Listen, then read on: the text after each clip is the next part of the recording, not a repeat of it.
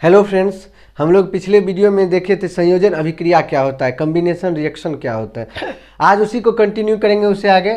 तो आज उसके आगे हम पढ़ेंगे संयोजन अभिक्रिया के नियम क्या क्या हैं। तो उससे पहले हम जान लेते हैं कि पिछले वीडियो में हमने बताया था संयोजन अभिक्रिया। तो इसको एक बार दोबारा रिविजन करते कि कहते किसको संयोजन अभिक्रिया। तो संयोजन अभिक्रिया क्या होता है, एक दो या दो से अधिक तत्व अगर मिलने से एकल उत्पाद होता है। एकल उत्पाद मतलब कि एक प्रतिफल बनता है, तो उसको क्या कहते हैं, संयोजन अभिक्रिया। तो संयोजन अभिक्रिया आप समझ सकते हैं, जैसे गांव घर में मान लीजिए कि एक लड़का और एक लड़की जब दोनों मिल जाती है तो एक बनती है, क्या, पति पत्नी कहलाती है। तो उसको कहते हैं अर्धांगिनी, पति पत्नी की होती है। पति पत्नी क्या होता है, गांव घर में कहता है पति या पत्नी दोनों एक ही होता है। तो दोनों एक में समा जाता है तो क्या होता है, पति पत्नी हो जाता है। तो ये क्या हो रहा है, दोनों का संयोजन हो रहा है। तो ये आप समझ सकते हैं एज एग्जाम्पल कि संयोजन अभिक्रिया क्या है। जो एक लड़का और एक लड़की मिलने के बाद वो पति पत्नी होती है, तो उसी तरह से संयोजन अभिक्रिया होती है। तो हमने समझ लिया कि संयोजन अभिक्रिया क्या है। चलिए उससे इसके नियम क्या क्या है उसको देख लेते हैं।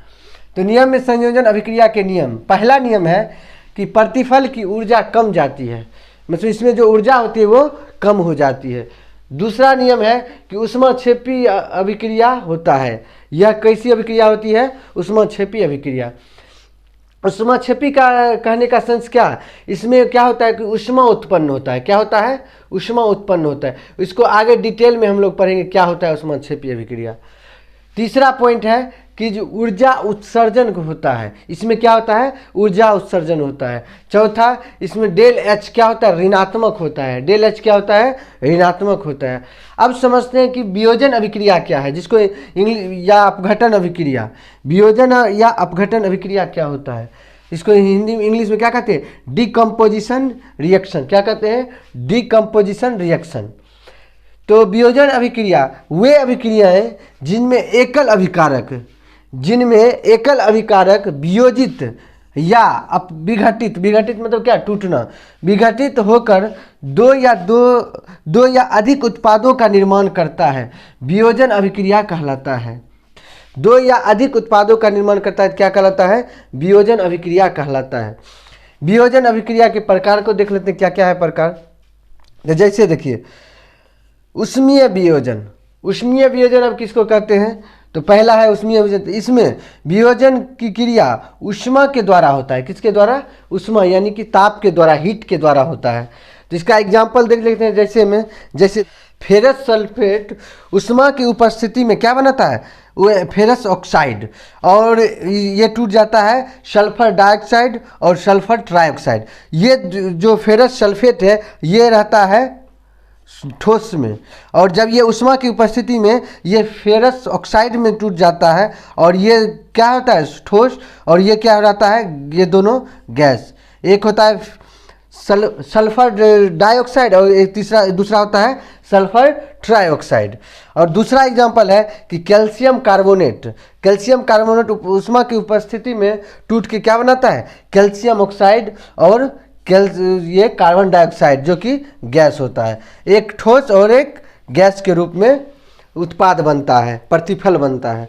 तो हमने क्या देखा कि वियोजन अभिक्रिया ऊष्मा की उपस्थिति में होती है, उसमें जो एकल उत्पाद, उसमें संयोजन में क्या होता है कि दो तत्व मिलकर एक उत्पाद बनाता था। इसमें क्या होता है, वियोजन में एक अभिकारक टूट के दो उत्पाद बनाता है या दो से अधिक उत्पाद बनाता है। जैसे इसमें देखिए फेरस सल्फेट था, ये फेरस ऑक्साइड में टूट गया, और एक गैस के रूप में दो, एक सल्फर डाइऑक्साइड और सल्फर ट्राइऑक्साइड, तो ये दोनों में टूट गया।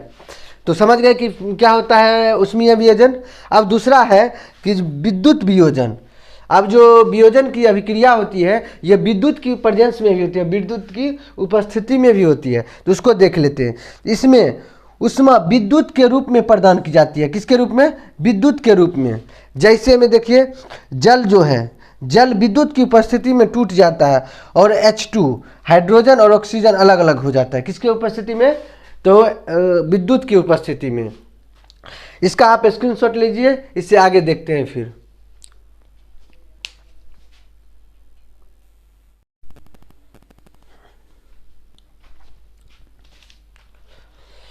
चलिए उसे आगे समझते हैं। प्रकाशीय वियोजन क्या होता है।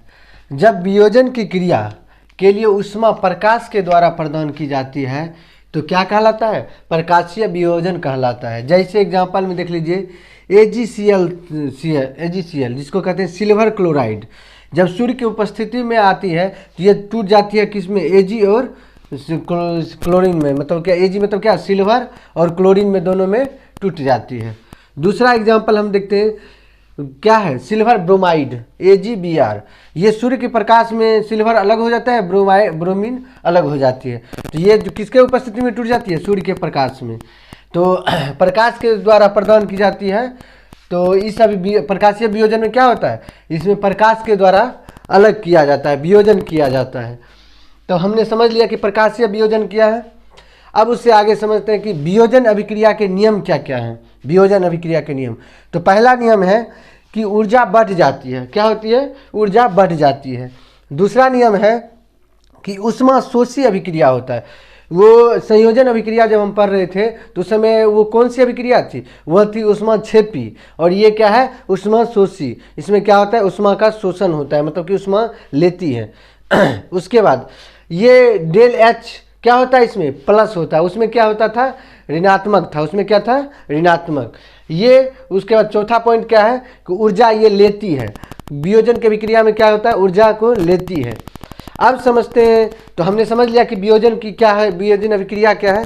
अब उसके आगे था, हम जब अलग अलग टाइप वाइज बांटे थे तो उसमें तीसरा प्रकार था कि विस्थापन अभिक्रिया या एकल विस्थापन अभिक्रिया क्या है, जिसको इंग्लिश में कहते हैं डिस्प्लेसमेंट और सिंगल डिस्प्लेसमेंट रिएक्शन क्या है। चलिए इसको समझते हैं। ऐसी अभिक्रिया जिसमें अधिक अभिक्रियाशील पदार्थ कम अभिक्रियाशील पदार्थ को उसके यौगिक से अलग कर देता है तो विस्थापन या एकल विस्थापन अभिक्रिया कहलाता है। तो क्या इसका डेफिनेशन है कि ऐसी अभिक्रिया जिसमें अधिक अभिक्रियाशील पदार्थ कम अभिक्रियाशील पदार्थ को उसके यौगिक से अलग कर देता है तो क्या कहलाता है? ये विस्थापन या एकल विस्थापन अभिक्रिया कहलाता है। जैसे एग्जांपल में देखते हैं आयरन जो कि ठोस के रूप में रहता है, कॉपर सल्फेट के जलीय विलयन में जब आयरन को डाला जाता है तो इसमें क्या होता है कि जो आयरन के साथ ये क्या बना लेता है? Ferrous sulphate. क्या बना लेता है? आयरन के साथ मिलकर फेरस सल्फेट और कॉपर अलग हो जाता है। ये कौन सी अभिक्रिया है? ये विस्थापन अभिक्रिया। ये कॉपर को छोड़कर किसके साथ अभिक्रिया कर लिया है? तो आयरन के साथ। तो आयरन अधिक अभिक्रियाशील धातु पदार्थ थी तो उसे वो क्या करिए? अपनी ओर आकर्षित कर लिए। क्या हुआ? तो क्या बना ली? फेरस सल्फेट बना ली। तो हमने इसको एक भाषा के रूप में लिख दिया। इस अभिक्रिया में लोहा कॉपर से अधिक अभिक्रियाशील है। क्या है? लोहा जो है कॉपर से अधिक अभिक्रियाशील पदार्थ है जिसमें यह कॉपर सल्फेट से अलग कर देता है। क्या कर दिया उसको? कॉपर सल्फेट से इसको अलग कर दिया। तो हमने समझ लिया कि विस्थापन या एकल विस्थापन अभिक्रिया क्या है। तो इससे आगे नेक्स्ट वीडियो में देखेंगे। तब तक के लिए धन्यवाद। जय हिंद। अगर वीडियो अच्छा लगे तो वीडियो को लाइक और अपने दोस्तों के साथ शेयर भी कीजिएगा और चैनल को सब्सक्राइब कीजिएगा।